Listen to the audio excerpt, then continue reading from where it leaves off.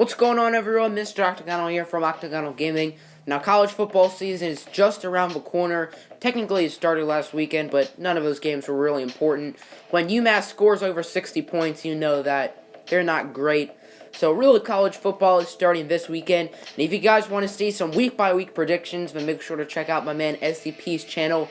Me and him will be doing predictions. They will be uploaded every Wednesday. And we're also going to have a special guest each episode. So make sure to stay tuned for that and subscribe to him. And on to the list, starting with number 5. Number 5. UCF does not make a bowl game. After going undefeated last year and winning the Peach Bowl over Auburn, UCF was riding high, but they're losing many key pieces, including head coach Scott Frost, wide receiver Traquan Smith, and of course linebacker Shaquem Griffin. UCF is still a very talented team. Mackenzie Milton's a very solid quarterback entering his junior season, but UCF does not have the same firepower without their leader in Griffin and their amazing head coach in Scott Frost. The American Athletic Conference is not a Power 5 conference, but it's also not a conference to sleep on. Memphis is a very solid team. Temple's a pretty good sleeper team. ECU is a very solid team. USF, can they rebound with the loss of Quentin Flowers?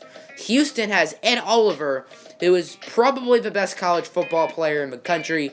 So they have a very challenging schedule. Plus, they have some pretty tough non-conference games, too, against teams like Florida Atlantic. UCF should have a very good chance of making a bowl game. But remember, these are bold predictions, and that is a bold prediction. Number 4. College football and college basketball are very similar. They both get a lot of press, certainly the most media and hype and press out of any college sport. They also recruit similarly. They each have rankings, and recruiting is very similar in college football and college basketball. College basketball this year went under fire as many coaches got suspected of illegal recruiting or illegal benefits given to players. Most notably, number 1 overall pick DeAndre Ayton getting $100,000 from Arizona's head coach Sean Miller to play with the Wildcats. And if DeAndre Ayton didn't go to Arizona, he would have went to Kansas. So that makes me salty. But since this happened in college football or college basketball, I would not be shocked if it happened in college football as well. And I would not be surprised if big name programs get shown for giving illegal benefits. I mean, there was a report this week that former Texas A&M linebacker was blaming new A&M head coach Jimbo Fisher for doing some illegal things. So, could that be illegal recruiting practices? Number 3. There's a lot more talent on the defensive side of the ball this year than there is on the offensive. Looking at the quarterback position, there aren't many superstar college quarterbacks. You do have players like Will Grier, Justin Herbert, Drew Lock, maybe Jarrett Stidham, maybe a player like DeAndre Francois a good year, Jake Fromm, potentially Tua Tagovailoa, but none of those guys I think will win the Heisman. There's a lot of talent at running back: Bryce Love, Jonathan Taylor, J.K. Dobbins, Rodney Anderson. I think probably one of those guys will win the Heisman. I'm not as high on Rodney Anderson as other people, but maybe Taylor or Bryce Love I would assume are probably the favorites, but this is bold predictions. So we're not going to go easy on Jonathan Taylor and Bryce Love. I'm going to say a defensive player wins the Heisman. I'm pretty sure the last time a full-on defensive player won the Heisman was probably Charles Woodson back in the 1990s when he played for Michigan. And there is a lot of talent on defense, mainly the defensive line. You got guys like Nick Bosa, Ed Oliver, Dexter Lawrence, Rashawn Gary, Clelin Ferrell, Draymond Jones. I don't know if those guys are going to win the Heisman, but someone like Ed Oliver or even Dexter Lawrence could come up and swoop the Heisman. There are also many other great players like Greedy Williams, DeAndre Baker, Devin White. A player like that in the linebackers or secondary, they could also swoop in and win a Heisman. I think it's unlikely that a defensive player wins the Heisman, but with the talent on that side of the ball, it's certainly possible. The team I have going all the way this year winning the national championship is the Stanford Cardinal. I'm an Oregon fan, so I'm not much of a Stanford guy, but I think this team has what it takes.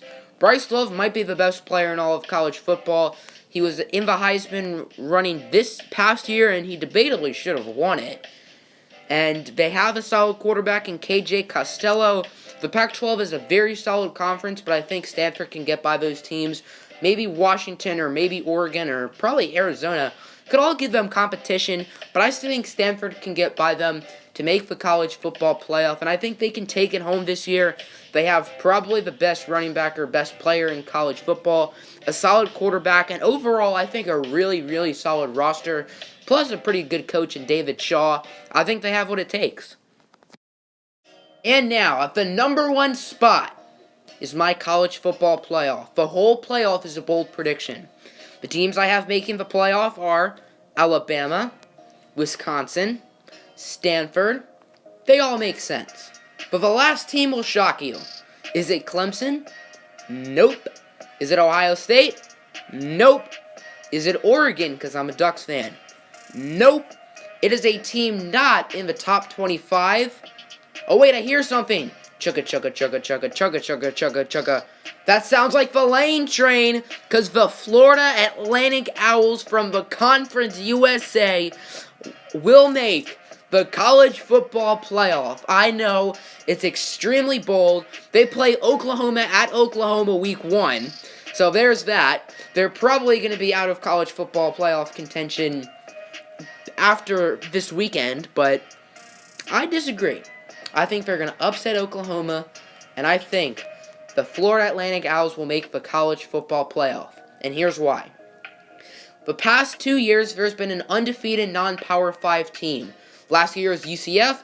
The year before was Western Michigan. Western Michigan didn't win their bowl game, but since they were undefeated after the playoff was announced, they still count.